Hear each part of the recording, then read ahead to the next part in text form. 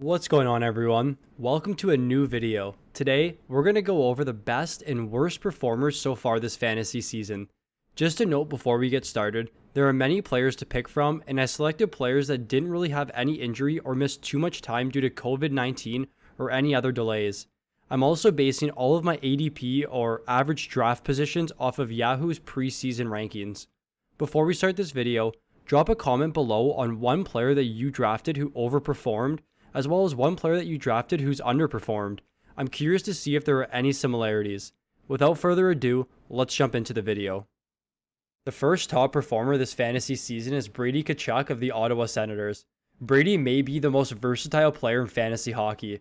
Regardless of the style of your league, he provides you with value because he crushes every single category. He was coming off of a historical season last year. The 20-year-old in 71 games scored 21 goals, 44 points, and added 259 shots and 303 hits.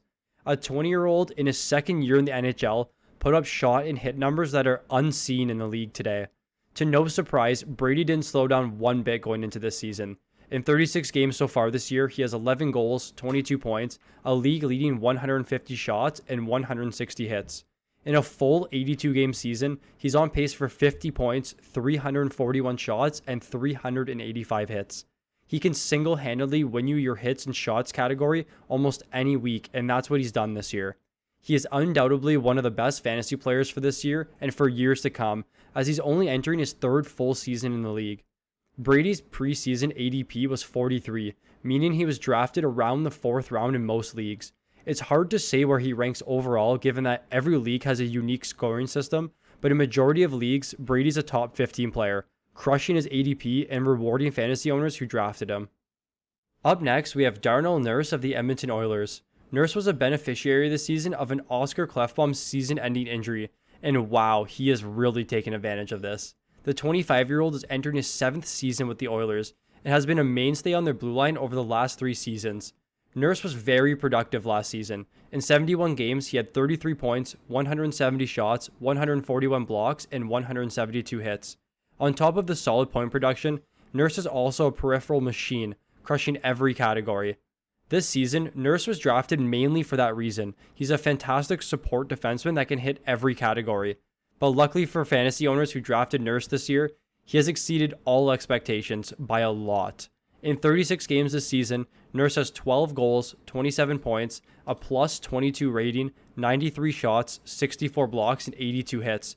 He has not only exceeded his peripherals, but he's also putting up a ton of points and is crushing the plus-minus category.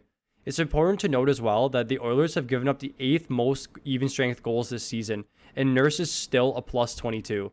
I do think his production for the rest of the season is sustainable. His minutes are up to 25.41 this season from 23.20 last season, and Edmonton's goal-scoring production doesn't seem to be slowing down at all. Nurse has crushed his ADP at 132 and is the top 5 defenseman in most leagues this season. The final top performer so far this season is Philipp Grubauer of the Colorado Avalanche. With goalies spread very thin this season, Grubauer has been every fantasy owner's dream goaltender. There were some question marks regarding Grubauer this season. Many people thought that Francouz was going to overtake his starting role or force Colorado to split time between the two. But Francouz has been injured for the entirety of the season, paving the way for Grubauer to start majority of the games. In 29 starts this season, Grubauer leads the league in wins with 21, he leads the league in goals against average with 174, and is second in save percentage behind only Andrei Vasilevsky at 929. These stats are enough to almost unanimously give Grubauer the Vezina Trophy. But we all know that goalie stats are reliant on the team in front of them, and Colorado has been unbelievable this season, to no surprise. They are first for Corsi for percentage, second for goals for percentage, first for shots for percentage, and first for scoring chances for percentage. As a team, they are dominating right now, and they're showing no signs of regression. To my surprise, Grubauer's ADP on Yahoo was 81, and he was goalie number 15 according to Yahoo's rankings.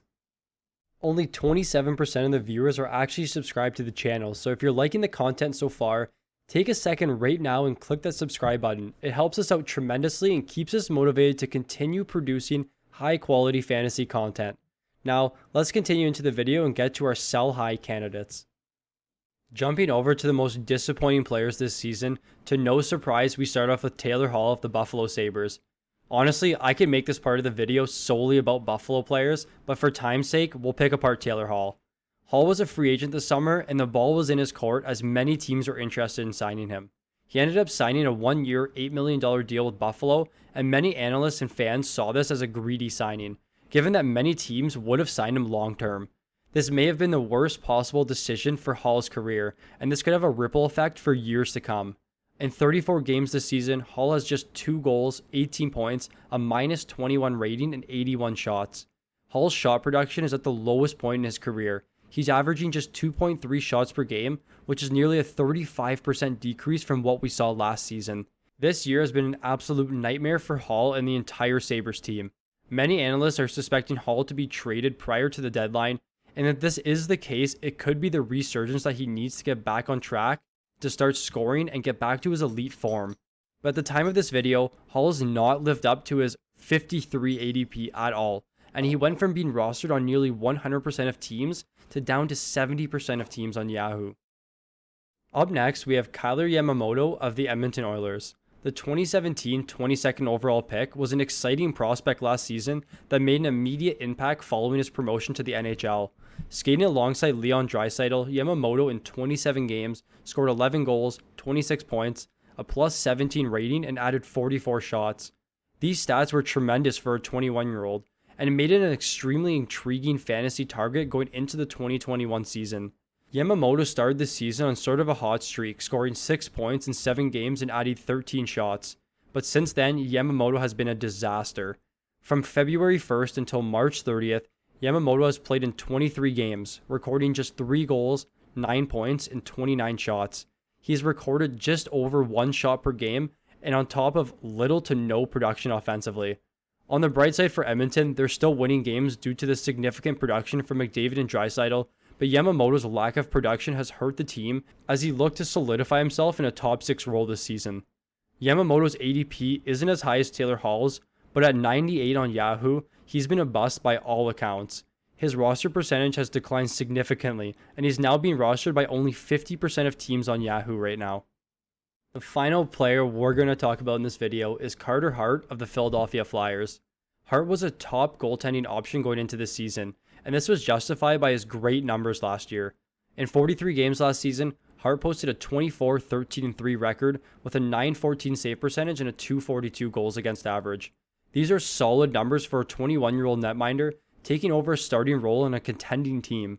Hart followed this up with a magnificent performance in playoffs, where he went 9-5 with a .926 save percentage and a .223 goals against average.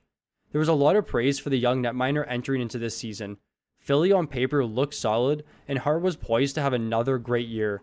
But wow, this season has been disappointing for Hart and for all Carter Hart fantasy owners. The 22-year-old holds an 8-9-3 record, a league-leading 77 goals against, a .869 save percentage, and a .404 goals against average. These numbers are unheard of for any goaltender, and I really did think Hart would turn it around, but I was completely wrong. Hart has recently been scratched as the coaches mentioned he needs to work harder.